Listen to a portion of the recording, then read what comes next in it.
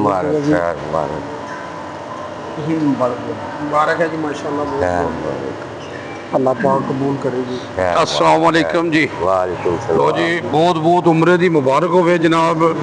खैर ते मुबारक जनाब खैर मुबारक मोहम्मद असगर साहब ने जनाब उमरा करके आए ने। असी इस वक्त जनाब मरकज़ी नया महला ईदगाह मस्जिद कदीम दे जनाब खादम साहब ने उन्होंने जनाब उमरे की मुबारक देन आए हैं जनाब।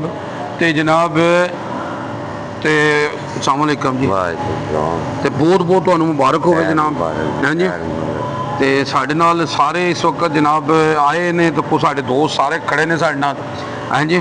ते तुहानू बहुत बहुत मुबारक होवे। खैर मुबारक। ते ये खुश नसीब लोग होंदे ने जी जिन्होंने अल्लाह जेड़ा ना अपने घर बुलांदा है। क्या ख्याल है जी? जी ते जनाब के कहोगे तुसी?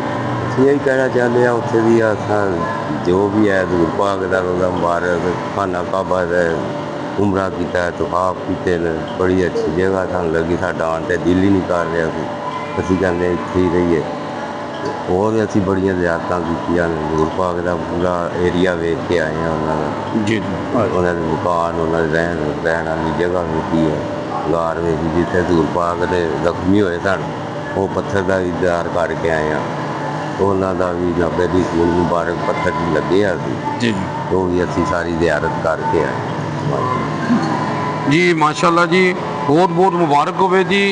ये बड़ी कदीम मस्जिद है जी जिस विच असीं आए हैं ईदगाह मस्जिद हैं जी नया महला ईदगाह रोड ईदगाह मस्जिद विच असीं मौजूद हाँ।